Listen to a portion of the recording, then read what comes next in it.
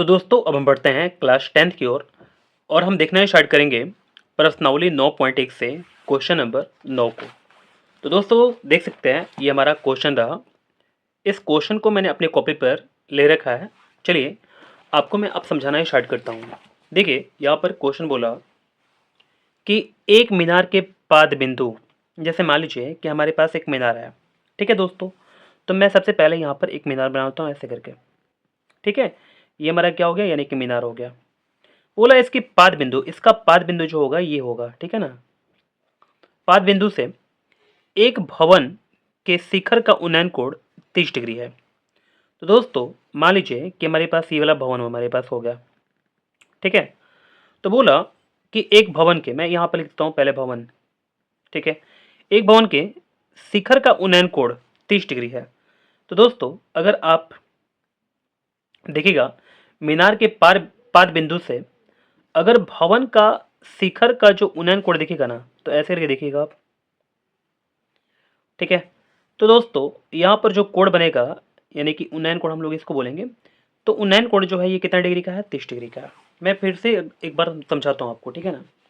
यहाँ बोला कि एक मीनार के पाद बिंदु से, ये मीनार जो है इसका पाद बिंदु ये वाला है, इस बिंदु से भवन के, यहाँ पर भवन है ना, भवन के शिखर, भवन के शिखर का उन्नयन कोण, यानी कि पाद बिंदु से जो भवन है उसके शिखर का उन्नयन कोण। तो दोस्तों हम लोग ऐसे करके देखेंगे, यहाँ से ऐसे करके देखना है स्टार्ट करेंगे, तो यहाँ पर हमारा जो नजर जाएगा यहाँ पर जाएगा, ठीक है ना। तो बोला शिखर का उन्नयन कोण कितना डिग्री का है, 30 डिग्री का है, ठीक है। और भवन के पाद बिंदु से, भवन जो हमारे पास है, इसके पाद बिंदु ये वाला होगा, है ना। भवन के पाद बिंदु से मीनार के शिखर का उन्नयन कोण 60 डिग्री है। तो दोस्तों अगर हम लोग देखेंगे तो ऐसे करके देख सकते हैं, हम लोग अपना चेहरा जो है वो ऊपर की तरफ उठाएंगे, ठीक है। तो हमारा शिखर दिखेगा किसका, यानी कि हमारे पास जो मीनार है ना इसका शिखर, ये दिखेगा। तो इसका उन्नयन कोण जो कितना है, 60 डिग्री का है। यहाँ बोला ना 60 डिग्री, ठीक है। यदि मीनार 50 मीटर ऊंची हो, तो दोस्तों ये हमारे पास जो मीनार है ये हमारे पास 50 मीटर ऊंची है। तो भवन की ऊंचाई ज्ञात करना है। तो दोस्तों ये वाला हमारा जो भवन है ना इसका ऊंचाई फाइंड करना है। तो सबसे पहले हम लोग नेमिंग करते हैं ABCD, ठीक है ना। दोस्तों हमने नेमिंग तो कर लिया। चलिए अब यहाँ से हम लोग सॉल्यूशन देना स्टार्ट करेंगे। देखिए दोस्तों सबसे पहले हम लोग क्या करते हैं, सबसे पहले हम लोग आते हैं त्रिभुज BCD में। तो सबसे पहले हम लोग लिखेंगे यहाँ पर त्रिभुज BCD में, ठीक है। अब हम लोग BCD में तो आ गए। अब हम लोग क्या करेंगे, यहाँ पर हमारे पास ये वाला जो CD का मान दिया हुआ है ये 50 है हमारे पास। तो क्या हम लोग BC का मान निकाल सकते हैं? जी बिल्कुल BC का मान निकाल सकते हैं। हम लोग क्या करेंगे, tan थीटा अप्लाई करेंगे, ठीक है। तो tan 60 बराबर क्या हो जाएगा हमारे पास, यानी कि लंब, यानी कि CD, और बटे में आधार क्या हो जाएगा हमारे पास, BC हो जाएगा। यहाँ पर हमारे पास tan 60 का जो मान होगा वो कितना होगा, यानी कि √3 हो जाएगा। CD हमारे पास जो है, CD हमारे पास क्या है, यानी कि 50 है हमारे पास, 50 रख देंगे। BC जो हमारे पास है ये मुझे नहीं पता, तो चलिए BC का मान रख देते हैं, ठीक है ना।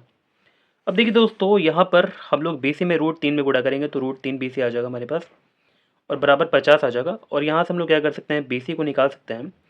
तो BC इक्वल टू 50 बटे में √3 आ जाएगा, ठीक है। यहाँ तक आप बात समझ रहे होंगे। चलिए दोस्तों हमारे पास जो BC आया वो 50 बटे में √3 मीटर आ गया, ठीक है। अब चलिए आगे चलते हैं। देखिए दोस्तों हम लोग क्या करेंगे, हमारे पास जब ये BC आ गया, अब हम लोग बिल्कुल आसानी से AB का मान निकाल सकते हैं। हम लोग क्या करेंगे, सबसे पहले आ जाएंगे अब त्रिभुज ABC में। तो लिखेंगे हम लोग अब त्रिभुज ABC में। दोस्तों हम लोग ABC त्रिभुज में आ गए। अब हम लोग अप्लाई करेंगे यहाँ पर क्या, यानी कि tan 30 डिग्री, ठीक है दोस्तों। tan 30 अप्लाई करेंगे तो हमारे पास क्या हो जाएगा, यानी कि लंब बटे में आधार हो जाएगा। तो AB और बटे में हमारे पास क्या हो जाएगा यहाँ पर, यानी कि BC हो जाएगा। दोस्तों हमारे पास tan 30 का जो वैल्यू होता है वो 1/√3 होता है। और हमारे पास जो AB है ये हमको फाइंड करना है। मैं यहाँ पर AB की जगह पर AB रख लूँगा। BC की जगह पर हमारे पास जो है ना, ये BC का मान मैंने लाया हुआ यहाँ पर, आप देख सकते हैं यहाँ पर BC का मान मैंने लाया हुआ कितना, 50 बटे में √3। तो मैं यहाँ पर लिख दूंगा 50 बटे में √3 हो जाएगा दोस्तों, ठीक है ना। अब चलिए इसके बाद हम लोग इसको और थोड़ा सा छोटा करने का प्रयास करते हैं। यहाँ पर हमारे पास 50 बटे में √3 है, ठीक है, नीचे में है। तो मैं क्या करता हूँ, इसको पहले AB में 50 बटे √3 से भाग देता हूँ। तो क्या हो जाएगा, यानी कि √3 जो है ना वो AB के साथ गुणा में आ जाएगा और हमारे पास बटे में क्या आ जाएगा 50 आ जाएगा। ठीक है, अब चलिए दोस्तों आप देख सकते हैं यहाँ पर हमारे पास 50 है और गुणा 1 करेंगे तो हमारे पास 50 हो जाएगा। √3 में गुणा करेंगे तो हमारे पास 3 आ जाएगा और यहाँ पर ए भी आ जाएगा। ठीक है, अब दोस्तों आप देख सकते हैं यहाँ पर 50 बराबर क्या हो जाएगा 3ab आ जाएगा। और हम लोग क्या कर सकते हैं यहाँ पर 50 और बटे में क्या कर सकते हैं 3 कर सकते हैं, तो हमारे पास ए भी आ जाएगा, है ना। 50/3 को अगर हम लोग सॉल्व करते हैं तो हमारे पास क्या आ जाएगा, यानी कि 16/2/3 आ जाएगा। ठीक है, तो हमारे पास ए बी का जो मान है ना वो आ गया हमारे पास कितना, यानी कि 16/2/3 आ गया। ये हमारे पास मीटर में आ गया। तो दोस्तों आप देख सकते हैं मैंने इसका आंसर बिल्कुल अच्छे से ला चुका हुआ है। ठीक है, 16/2/3 ये हमारे पास जो है ये किसका मान है, यानी कि हमारे पास जो भवन की जो ऊंचाई है ना ये मेरे पास आ गया। ठीक है, तो साफ साफ हम लोग लिख देंगे यहाँ पर, अतः भवन की ऊंचाई बराबर कितना हो जाएगा, यानी कि 16/2/3 मीटर। ठीक है, आंसर। तो दोस्तों अब हम बढ़ते हैं क्वेश्चन नंबर 10 की ओर। आप देख सकते हैं यहाँ पर क्वेश्चन नंबर 10 बोला, एक 80 मीटर चौड़ी सड़क के दोनों ओर आमने सामने समान लंबाई वाले 2 खंभे लगे हुए हैं। तो हमारे पास एक चौड़ी सड़क है, मान लीजिए कि हमारे पास यहाँ पर एक चौड़ी सड़क हो गई, इसकी जो कुल लंबाई है ना ये 80 मीटर की है। ठीक है ना, तो दोस्तों इस सड़क के दोनों ओर आमने सामने समान लंबाई वाले 2 खंभे लगे हुए हैं। तो मैं एक खंभा यहाँ बना लेता हूँ और एक खंभा हमारे पास यहाँ पर हो गया। आप देख सकते हैं मैंने दोनों जो खंभे बनाए हुए हैं बिल्कुल समान लंबाई के बनाए हुए हैं। ठीक है, मैं यहाँ पर ऐसे करके बॉन्ड भी लगाता हूँ ताकि ये समझ में आ सके कि ये दोनों बराबर है। ठीक है ना, तो दोस्तों खंभा तो बन गया।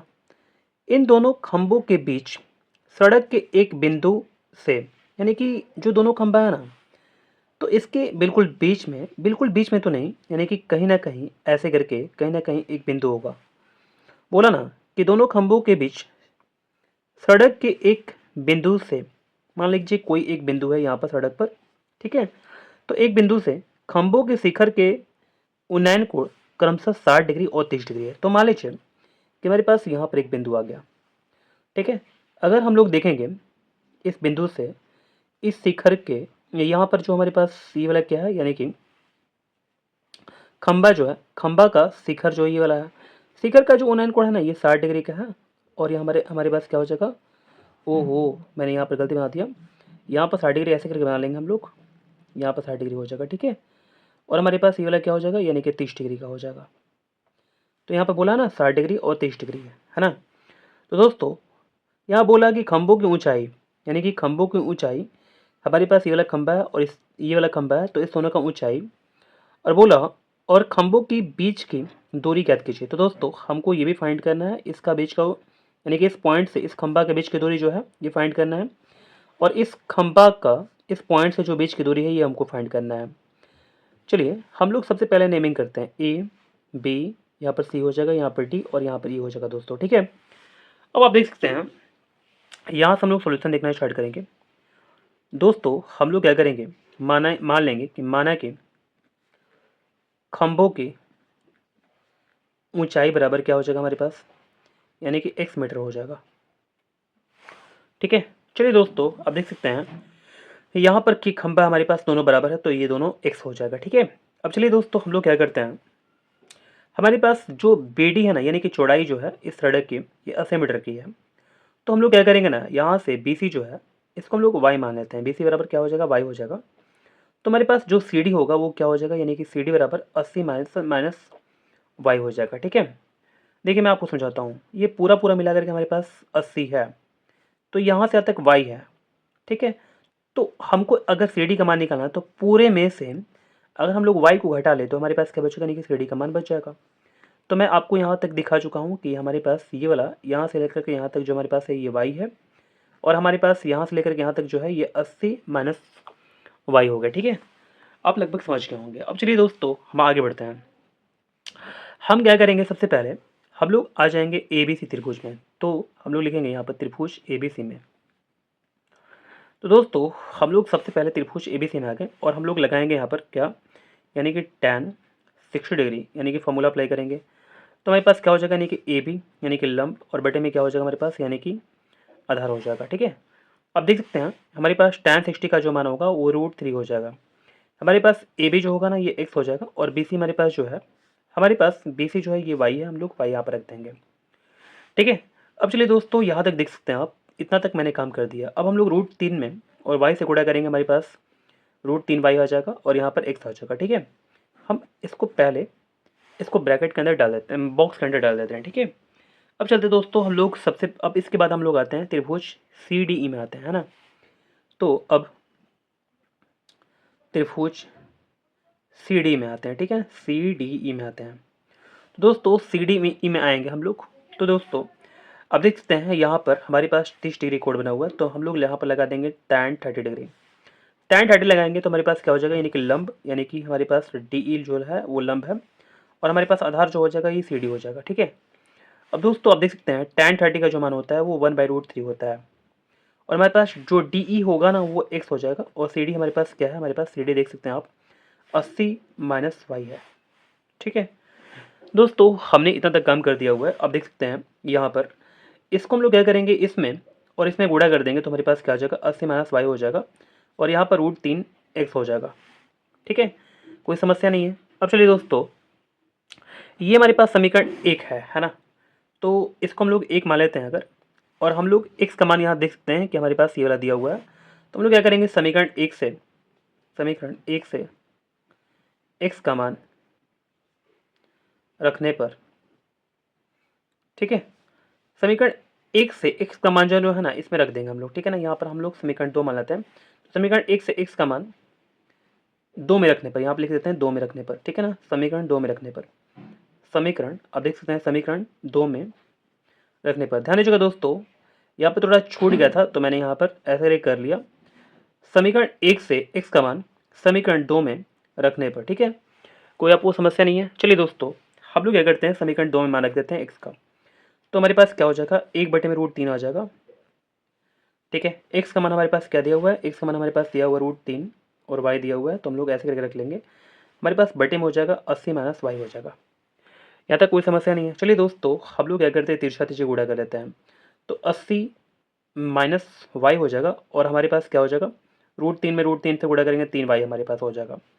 अब दोस्तों आप देख सकते हैं यहाँ पर 80 हमारे पास हो गया, और यहाँ पर 3y और प्लस y हो जाएगा, क्योंकि हमारे पास -y है ना, तो यहाँ पर राइट में जाकर के मूव हो जाएगा, और हमारे पास राइट मूव होगा तो ये पॉजिटिव माइनस साइन पकड़ लेगा। ठीक है, हमारे पास आ गया 4y = 80 हो गया, और यहाँ पर हम लोग कटा देंगे इसको 20 चौका 80, यानी कि y का जो हमारे पास मान आ गया ना, ये हमारे पास 20 आ चुका है। ठीक है, अब दोस्तों आप देख सकते हैं यहाँ पर हमारे पास 20 जो है ना, ये हमारे पास y का मान आ चुका है। आप देख सकते हैं मैंने y क्या माना था, ठीक है, और y हमने माना था, यानी कि BC जो है हमारे पास है ना, ये BC मैंने माना था क्या, यानी कि y माना था।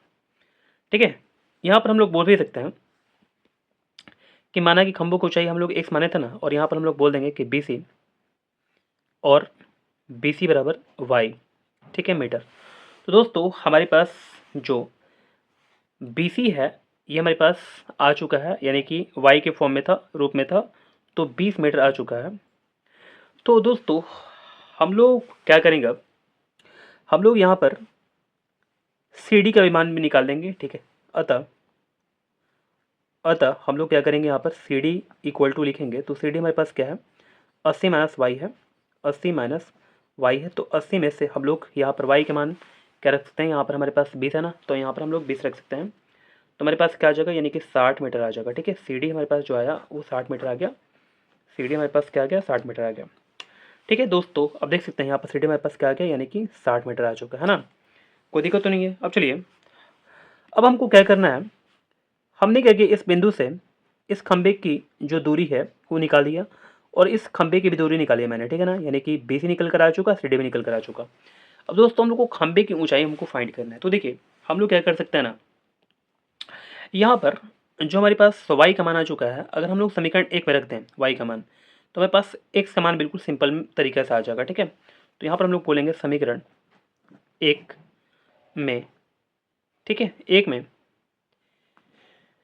x का मान रखने पर, तो दोस्तों हम लोग क्या करेंगे, यहाँ पर √3 और हमारे पास y आ जाएगा, और हमारे पास x यहाँ पर देख सकते हैं हमारे पास y का जो मान है ये 20 हमारे पास आ चुका है ना, तो हम लोग यहाँ पर क्या करेंगे, y का मान हम लोग 20 रख देंगे। 20 रख दिए, ठीक है। ध्यान दीजिएगा यहाँ पर हमारे पास √3 है, मैंने √3 रख लिया। यहाँ पर y का मान हमने क्या रख दिया, यानी कि 20 रख दिया, बराबर क्या हो जाएगा, x हो जाएगा। यहाँ पर हमारे पास हो जाएगा 20 √3 और x का मान हमारे पास आ जाएगा। तो दोस्तों ये हमारे पास मीटर में है, तो मैं यहाँ पर मीटर लिख दूंगा, तो 20 √3 मीटर, ठीक है। अब हम लोग क्या करेंगे, यहाँ पर हमारे पास जो बोला है ना खंभों की ऊंचाई, तो यहाँ पर लिखेंगे खंभों की ऊंचाई बराबर, हमारे पास जो खंभों की ऊंचाई बराबर क्या हो जाएगा दोस्तों, तो 20 √3 मीटर आ जाएगा, ठीक है। साथ ही साथ यहाँ बोला हुआ है और खंभों से बिंदु की दूरी, ठीक है, खंभों से बिंदु की दूरी बराबर हमारे पास क्या हो जाएगा दोस्तों, तो देख सकते हैं आप यहाँ पर हमारे पास हमारे पास आ चुका है 20 मीटर, ये आप देख सकते हैं आप 20 मीटर, और हमारे पास आ चुका है यहाँ पर कितना, यानी कि 60 मीटर आ चुका है, ठीक है। तो हम लोग यहाँ पर रख देंगे 20 मीटर, 60 मीटर। तो दोस्तों हमने जो भी इस क्वेश्चन में पूछा हुआ था उसका मैंने जवाब बिल्कुल अच्छे से दे दिया हुआ है, ठीक है। उम्मीद करता हूँ कि आपको बिल्कुल अच्छा समझ में आ गया होगा।